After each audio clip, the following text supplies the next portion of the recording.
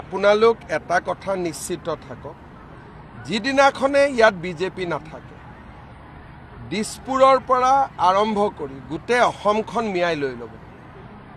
আৰু এইটো কথা মই ভৱিষ্যতবাণী কৰি থৈ গ'লোঁ। মইতো মৰণশীল, সকলো মানুহটো সদায় জীয়াই থাকিব নোৱাৰে।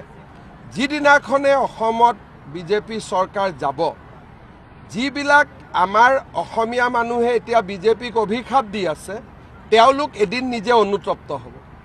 কাৰণ এটা মথাউৰিৰ দৰে আমি থিয় কৰি থৈ দিছোঁ। 40% মানুহ আগ্ৰাসী মানুহ। তেওঁলোক আপোনাৰ মোৰ দৰে মানুহ নহয়। তেওঁলোকৰ মনত এগ্ৰেশ্যন আছে। ফেচবুকত যি ধৰণে কথা কয়, ছ'চিয়েল মিডিয়াত বিজেপি চৰকাৰ থাকোঁতেও তেওঁলোকে কিমান বেয়া বেয়া কথা ক'ব সাহস কৰে। আৰু যদি বিজেপি নাথাকে, কংগ্ৰেছৰ চৰকাৰ আহে, তেওঁলোক ক'ত যাবগৈ আপোনালোকে চিন্তা কৰক।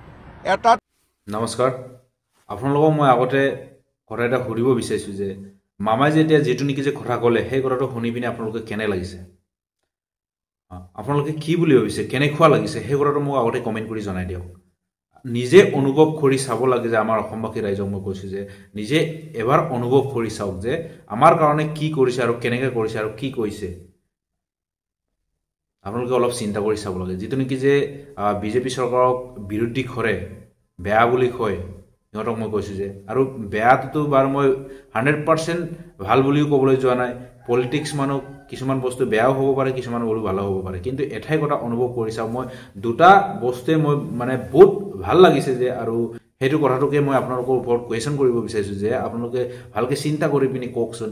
যোনে যোনে যিভাৱে মোক কমেণ্ট কৰি এবাৰ জনাই দিব বুলি মই জৰুৰ আশা কৰিছোঁ। মানে কথাটো সেইটোৱে যে, এক নম্বৰ কথা সেইটোৱে যে আমাৰ অসমত যে বাহিৰৰ মানুহ আহি পিনি যে, বাংলাদেশী আহি পিনি যে আমাৰ অসমখন পুৰা দখল কৰি লৈছে, আৰু ইমান মানুহ ভাৰি গৈছে, এটা নহয় দুটা নহয়, বাহিৰৰ মানুহ আহি পিনে আমাৰ অসমখন ৰাজ কৰিবলৈ চেষ্টা কৰিছে। তাৰপিছত এজনে যিটো নেকি যে এজন মানুহে ৩-৪টা বিয়া পাতি পিনি এটা ঘৰত 10-15টা ল'ৰা বাচ্চা ফাইদা কৰি পিনি আমাৰ অসমখনত কিমান জনসংখ্যা বঢ়াই আছে, আমাৰ অসমখনৰ ভিতৰত কিমান মানুহ ভাৰি গৈছে, বাহিৰৰ মানুহ, বাংলাদেশী মানুহ। সেইটো কাৰণে মামাই যে আমাৰ কাৰণে যিটো নেকি যে কৰিছে, আমাক বহুত ভাল লাগিছে।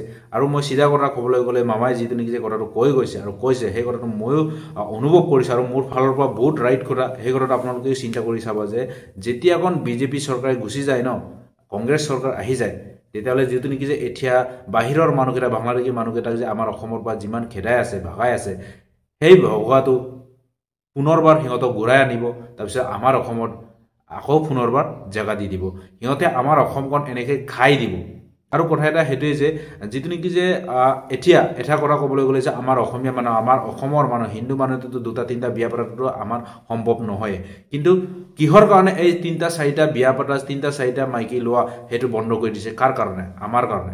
বাহিৰৰ মানুহে সিহঁতৰ জাতিটোৱে 3-4টা বিয়া পতা সিহঁতৰ এটা ধৰ্ম হয়। আৰু 3-4টা বিয়া পাতি পিনি এটা মাইকীৰ পৰা 5-6টা পিনি কৰি পিনি যে এটা বাপেকৰ পৰা 5টা ধৰিয়ে 3-4টাৰ পৰা 10-15টা মান ইমানটো সন্তান হৈ যায়। ইমান হোৱাৰ পাছত মানুহ ভাৰি ভাৰি আমাৰ অসমখনত দখল কৰিবলৈ সিহঁতে চেষ্টা কৰি আছে। সেইটো লৈ পিনি, সেইটো ভাবি পিনি যে 3-4টা বিয়া পাতা এই ৰুলটো বন্ধ কৰি দিলে, সেইটো ধৰ্মটো বন্ধ কৰি দিলে। সিহঁতে ধৰ্মৰ ওপৰত লৈ পিনি যে 3-4টা বিয়া পাতি পিনি আমাৰ অসমখন ধ্বংস কৰিবলৈ চেষ্টা কৰি আছে। কিহৰ কাৰণে? আমাৰ অসমখন ধ্বংস হ'ব নিদিওঁ আৰু সংখ্যাটো বাঢ়িব নিদিওঁ। সেইটো ভাবি পিনি যে আমাৰ মামাই যে 3-4টা বিয়া পাতা সেইটো কৰ্মটো বন্ধ কৰি দিয়ে। তাৰপিছত এতিয়া কিহৰ কাৰণে, কাৰ কাৰণে কৰিছে? আমাৰ কাৰণে কৰিছে যে আমাৰ অসমখন যাতে মানে ফেলাই যাব নালাগে আৰু বাঢ়িব নালাগে আৰু বাঢ়িব নিদিওঁ, আমাৰ অসমখন বচাবৰ কাৰণে যিমান চেষ্টা কৰিছে। আৰু যিটো নেকি যে আমাৰ বাহিৰৰ পৰা মানুহ যিমান আমাৰ অসমত দখল কৰি আছিলে, সিহঁতক এতিয়া ভগাই দিছে, সিহঁতক এতিয়া জেগাৰ পৰা ওলাই দিছে।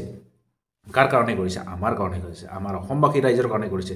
সেই কথাটো মই আপোনালোকক ৰিকুৱেষ্ট কৰিছোঁ যে, আপোনালোকক মই সেইটোৱে ৰিকুৱেষ্ট কৰিছোঁ যে আপোনালোকে অলপ চিন্তা কৰি চাব লাগে। যিটো নেকি যে বিৰোধী কৰি আছে ন, সিহঁতক মই কৈছোঁ যে আমাৰ কাৰণে জাষ্ট এঠাই দুটা কৰ্ম, বাকী কৰ্মটো মই কি কি কৰিছে, কি কি কৰা নাই, মই ইমানটো জানিবলৈ দৰকাৰ নাই। যিটো নেকি যে মই জাষ্ট দুটাই কুৱেশ্যন কৰিছোঁ যে আপোনালোকক, দুটাই কুৱেশ্যন।